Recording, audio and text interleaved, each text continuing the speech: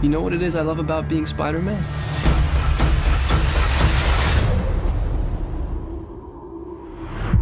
Everything. Ya. Bueno, estoy con Natalia Colón, soy Manuel Pérez. Vamos a hablar un poquito de lo que es The Amazing Spider-Man 2. La historia, ¿qué te pareció?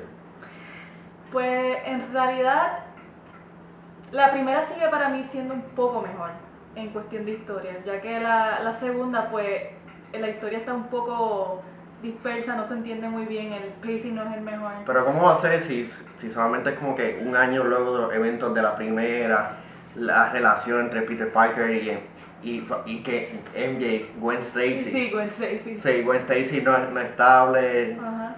Pero fíjate, ese fue uno de los mejores aspectos de la historia, Gwen Stacy y Peter Parker, porque a todas estas Gwen Stacy se enamora de Peter Parker, como ella dice en la película. Pero sí, encontré la historia media distorsionada en algunas partes, no se entendía muy bien lo que quería decir la película. Así que, pero en general la película estuvo bastante entretenida. Lo único que en cuestión de historia, pues no se hizo muy claro en lo que quiso decir.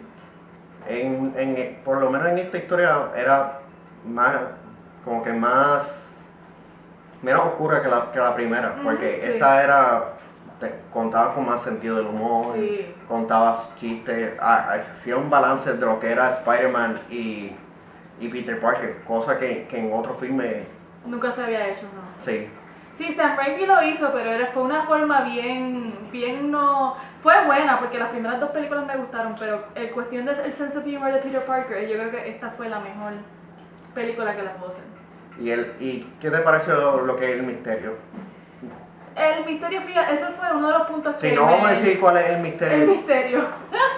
Pero es irónico porque en la primera película se habló de The Untold Story of Spider-Man y no se vino a revelar hasta la segunda película, que fue la historia de los padres. No vamos a hablar mucho sobre eso, pero es raro que ahora en la segunda película es que vienen a traer cuál fue la historia que tenía que contar en la primera y la vienen a traer ahora. Que cuando yo estaba viendo la película yo... Fíjate, tanto tiempo se tardaron para realmente darnos cuál era la historia que no se contó en la primera. No, y por lo menos esta historia trae consecuencias grandes, especialmente con uno de los villanos de esta película, que hay como que, y hablando de villanos, hay un montón de villanos. 3. No, bueno, 3. Uno y medio quizás. No, hay como 12, hay 12. Sí, ya entendí tu punto, sí. Vamos a cambiar el tema un poquito al villano. ¿Qué te parece el villano? Bueno, pues Electro es el villano principal, según la historia, ¿verdad? Según el marketing que ha hecho la película, ¿verdad? Pues Electro, Jamie Foxx, yo creo que hizo una buena interpretación, pero sí fue la mayoría CGI. Casi después de un punto para abajo es CGI todo el tiempo. Y lo irónico sobre este villano Electro es que siempre tiene una canción cuando sale, que tú me lo dijiste como que siempre tiene la misma canción. Un poquito más Peter Parker iba a ser así. Era como que un dubstep bien raro y había como unos whispers en las canciones y era cada vez que él salía. Pero, y Dane DeHaan, que hacía de Green Goblin. Para mí él es uno de los mejores actores, ¿verdad?, de su generación ahora mismo. Y para mí hizo una excelente interpretación, pero él fue 1.5, no fue un villano full como lo fue Electro. Electro en cuestión de cómic es una mezcla del universo Ultimate y la versión que están haciendo actualmente. El personaje lo consideré bastante interesante ya que era super caricatura comparado a todo lo que está pasando en la película. Jamie Foxx pudieron haberle hecho algo más con él, pero el personaje en sí trajo algo que las demás películas de Spider-Man no han hecho, una amenaza real. Una amenaza real, sí. Porque Spider-Man cogió pela como él. Sí. No, y incluso cuando en la película empiezan a enseñar los poderes de él, tú dices, Dios, no hay manera que Spider-Man pueda vencerlo. Pero me gusta más la historia del background de lo que es Electro, que ¿cómo te puedo decir? Me desilusionó que no lo tocaran mucho, el hecho de que su esposa lo dejó, que él vino Es otra versión. Sí, otra versión, y me hubiese gustado que hubiese incluido eso en la película, pero obviamente esto es otra historia, no obligatoriamente tienen que dejarse llevar por los cómics. El Green Goblin, realmente esta versión es como que súper perturbadora en cuestión de cómo aparece. Sí. Y a pesar de que Norman Osborn no es realmente el Green Goblin, vemos las consecuencias de lo que es el legado y las consecuencias a lo último, que es como que el personaje vuelve y regresa. Y es como que, oh, ok, esto es Green Goblin. Y la relación entre Harry y Peter es como que súper perfecta en cuestión de villano. Pero viene la tercera, 4, 5, 6, 7, 8, 9, 10, que tienen espacio para explorarla. Sí, eso es cierto. Lo de los Dusters pudieron como que reducirlo bastante. Sí, yo entiendo, pero yo creo que fue más dirigido a la audiencia que ellos quieren capturar, como ahora el Dubster está de moda aparentemente. El Duster no está pegado ahora. Bueno, es verdad. Pero, el people, no, por why. Pero sí, bueno, yo pienso que lo hicieron más por appealing. Sí. Que cualquier cosa de que es más storytelling, pero sí. Los efectos visuales, nosotros lo vimos en 3D. Sí, brutal. El 3D al principio de la película, impresionante. Pero llega un punto en como que no... Desaparece. Sí, desaparece. O es que nos acostumbramos o es que dejaron de utilizarlo. Sí, yo creo que yo lo sentí más en el principio. Los primeros puede ser media hora, lo sentimos. Y los efectos se dejan llevar más... se ven mejor cuando Electro es el que está en la pantalla. Porque cuando Electro aparece es como que... Yo brinqué varias veces cuando él hace...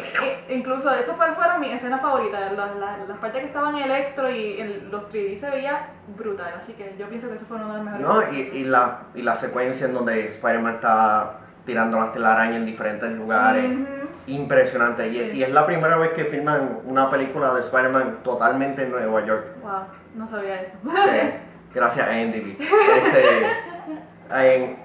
Pero... Electro prácticamente pudo haber sido como que el Doctor Manhattan, de que con los poderes y visualmente como hacía, de que se desaparecía en un lugar y otro. Sí. Y las peleas.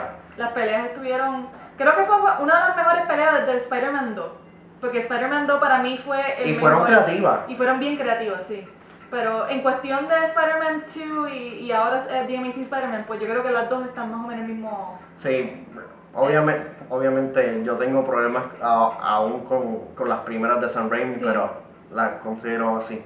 Vamos a ir como que a cerrando. ¿Qué te pareció overall la película? Overall, pues es una película buena, entretenida, tiene sus flaws como cualquier otra película. Para mí la primera sigue siendo un poquito mejor, pero la segunda sí es un poco más entretenida que la primera, seguramente, pero es buena, no es la mejor, porque en realidad para mí tuvo más flaws que sus pros, ¿verdad? Pero fue una buena película, el chemistry que hubo entre Andrew Garfield y Emma Stone fueron una de las mejores, obviamente, por razones obvias. Pensé en Felicity. Dios mío, esa mujer es... Y hay un twist al principio, cuando ella menciona quién es, pero vamos a ver para que ustedes la vean, pero yo le doy un 7 de 10. Mucho mejor que la primera.